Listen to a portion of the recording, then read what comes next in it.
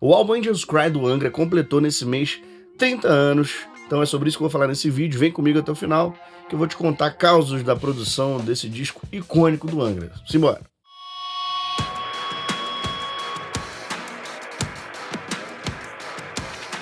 No dia 3 de novembro de 2023, agora, o disco Angels Cry, primeiro disco do Angra, fez 30 aninhos aí, e eu não poderia deixar de falar sobre uma das obras, umas grandes obras que construíram a minha trajetória musical. Eu sou muito fã do Angra, mas eu confesso que eu demorei um pouco a gostar do Angra, né? Na verdade, eu demorei para apreciar o som dos caras com a devida calma e atenção. Mas, quando isso rolou, eu mergulhei de cabeça aí nas obras lançadas, né, do Angels Cry até a fase final da formação com o André Matos, e depois eu conheci justamente na época do Rebirth, né, que foi na confusão aí de troca de integrantes, mas que também foi uma segunda geração da banda maravilhosa. Mas aí é papo para outro vídeo, né? Então a gente vai falar hoje do Angels Cry, que foi o primeiro disco, né, o oficial da carreira do Angra. Teve uma demo tape antes aí, e foi lançado no dia 3 de novembro de 1993. Graças à bagagem que o André Matos já tinha construído com o Viper, eles conseguiram lançar esse primeiro disco pela gravadora JVC, japonesa, e já na estreia do disco eles conseguiram vender mais de 100 mil cópias e conseguiram o disco de ouro. Cara, no primeiro disco, né?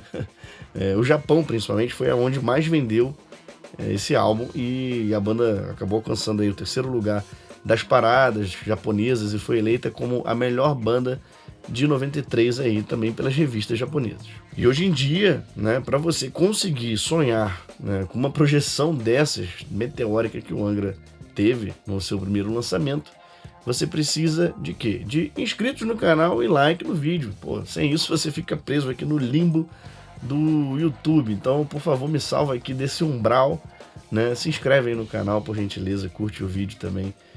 Você não imagina o quanto isso é importante pro meu canal, que ainda é pequenininho. Então vamos crescer junto. Aí te agradeço de coração. Valeu.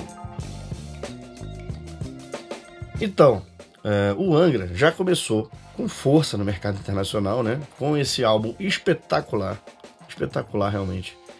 O Angels Cry, ele foi gravado lá na Alemanha, no estúdio do Kai Hansen, que foi o fundador do Halloween, do Gamma Ray e de outras bandas icônicas aí do metal, né? Foi produzido pelo Charlie Bauerfeind. Eu acho que se fala Bauerfeind, é um nome alemão, então não vou saber a pronúncia certa. Foi uma produção turbulenta. Os caras eram bem jovens ainda, né? Tirando o André Matos, que também era jovem, mas ele tinha experiência, né? Os outros integrantes tinham pouca experiência com gravação.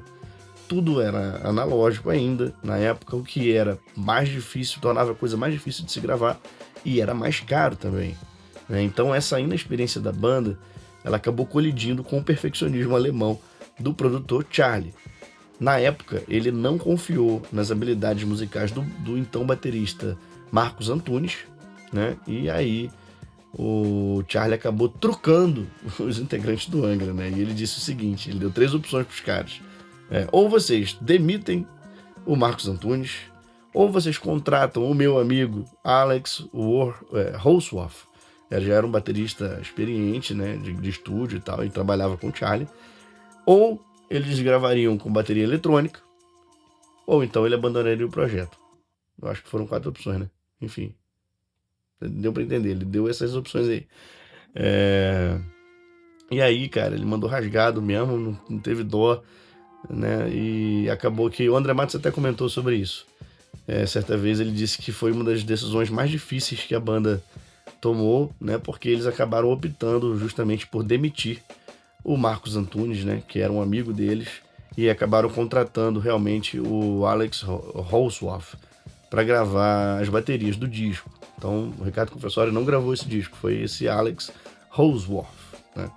Ele só não gravou a canção cover da Kate Bush, né? Quem fez essa bateria dessa música foi o Thomas Neck, baterista do Gamma Ray.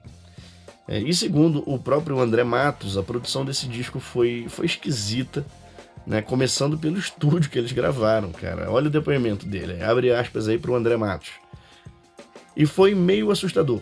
nós estávamos gravando esse álbum no estúdio do Kai Hansen, em Hamburgo, no estúdio do Gamma Ray. E acontece que o estúdio era dentro de um bunker da Segunda Guerra Mundial.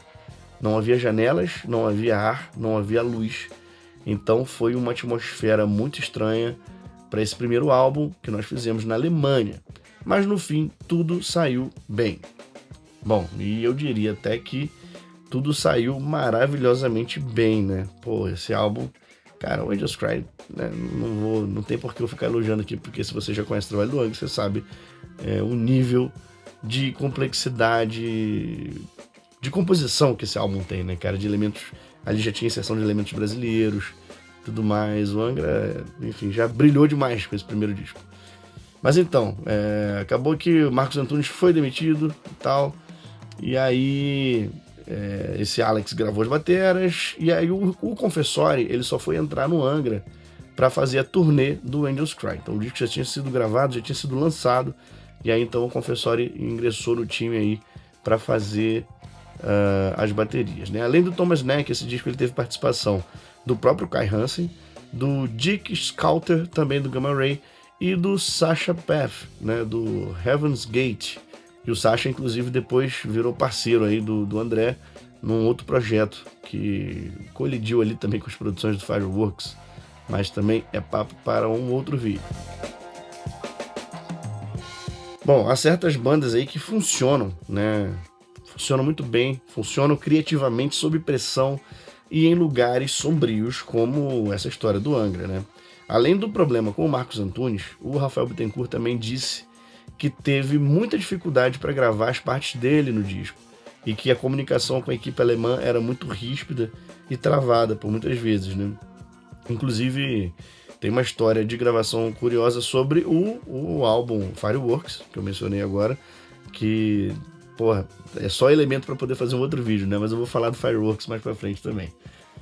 Mas o lance é que eles aguentaram a pressão, eles fizeram um trabalho absurdamente incrível, e o tempo só mostrou que o Angels Cry amadureceu muito bem, cara. Esse disco, cara, é muito bom. Revisite o Angels Cry. Então, pô, eu quero saber aqui a tua opinião sobre esse disco, sobre o Angels Cry. Você gosta desse disco? Você não gosta dele?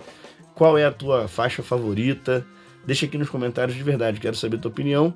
E olha só, essa semana ainda eu vou soltar um vídeo aqui que eu gravei em homenagem aos 30 anos do Angels Cry. Eu gravei a faixa Stand Away. Então vai sair aí, desafio absurdo, extremamente alto, é difícil pra caramba, mas tentei fazer o meu melhor. Não vai estar 100%, mas é uma homenagem ao Angra aí de coração, com sinceridade, porque eu gosto muito dessa banda e que os outros álbuns também amadureçam tão bem quanto o Angels Cry. E eu sei que isso vai acontecer, tá bom? Beijo pra vocês e até o próximo vídeo.